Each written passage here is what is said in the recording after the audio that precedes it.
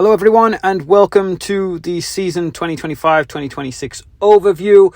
Over the course of this document we're going to go through how we will play in possession, how we will defend, and different shapes to expect, all of it being ideal situations of course. Please allow for flexibility and adjustments as we progress through the season.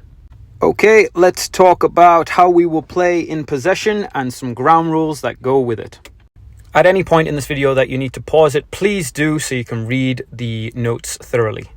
I'm not going to read it word for word, that is for you to pause and read it, but I will go over my thoughts about it. When you hear me talking about a starting shape, it's just what it looks like on paper, not necessarily in the game. But when I'm referring to your position in my mind, I'm thinking a 3-5-2 with 3 centre backs, a defensive centre mid, 2 attacking centre mids, a left and right wing back, and 2 centre forwards. We always want to have passing options, both angled and vertical. We will work tirelessly in practice to make sure that we receive with the correct body shape and the correct footwork. We should always want to be on the ball. Try to avoid square balls as much as possible. And I've wrote there no long balls, but I don't mean no direct play. I just mean no smashing the ball with no intent or no plan behind it. In this next section, we're going to go over how we play and the positional responsibilities that come with it. I would highly recommend that you pause and read the notes that are attached to each position. I won't go through them here. I'll just allow you to play the video and pause it and read it.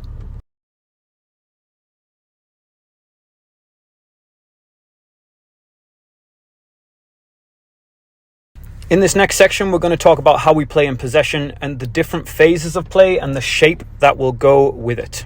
Again, as a reminder, these are all ideal situations. We will have to be flexible and be willing to rotate through all of these shapes throughout every single game based on the opposition that we are playing. Okay, just to reiterate as a quick point of reference, if I'm talking about formation, it's what it looks like on paper, and that will be in my head as a 3-5-2. As a reminder, 3 defenders, 1 holding mid, 2 attacking centre mids, a right and left wing back, and 2 centre forwards. The first shape I want to talk about is a low block. This is a 5-3-2 with 5 in the back line, 3 in midfield, and 2 in the front line. The responsibilities of how we'll play this are written there in front of you. Please take a moment to read them. But as an overall view, our back 5 should occupy every single lane, 1 through 5. Their job is to make sure if it gets through is to clear it out.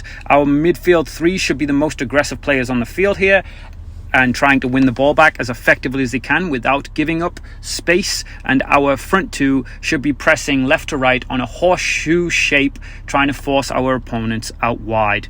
The only purpose of our low block is to make sure that we use our numbers, our unity, and our resolve to win it back, to be able to counter-attack through the central lanes, and they are lanes 2, 3, and 4. When playing in this formation, it is not how good you are as an individual, it is always going to be how good we are as a team.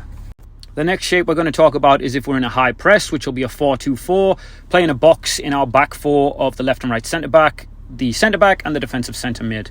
The front 4 should be going man for man with the opposition's back 4, and based on the pressing triggers and styles that we will have rehearsed in practice, you will know your roles and responsibilities. But for the most part, you are trying to increase the pace of play for our opponents, and technically they will break down. You don't always have to touch the ball to have a successful press. You may win it back and you may find yourself in front of goal. Phenomenal. But just by increasing the pace that our opponents must play, we can win it back by their errors. Once we recognize which one of their players is the weakest on the ball, we will always force it into them at a pace that they cannot manage. Our attacking centre mids should find the opposition's 6s and never give them space to turn, and the same can be applied for our centre mid and defensive centre mid with their 10s. If we find ourselves in a pressing position, it's most likely because our opponent is playing out of the back all of the time, regardless of what we are doing. We will then punish them for this. And our final shape is if when we are in possession in the attacking third, how I would like it to be set up. Give it a moment here to pause and read the slight adjustments in regards to the responsibilities. But for the most part, we should have an aggressive front 4 trying to score at every opportunity and find one another. We should have attacking centre mids that are looking to make secondary runs into the box or consistent finishes outside of the box.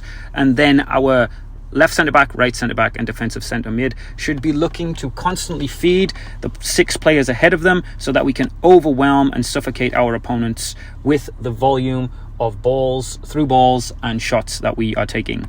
Our centre back and goalkeeper should be prepared for them to panic and boot this ball directly back at us. Your job will be to win it, recycle, reload and get it back in there. I hope this helps.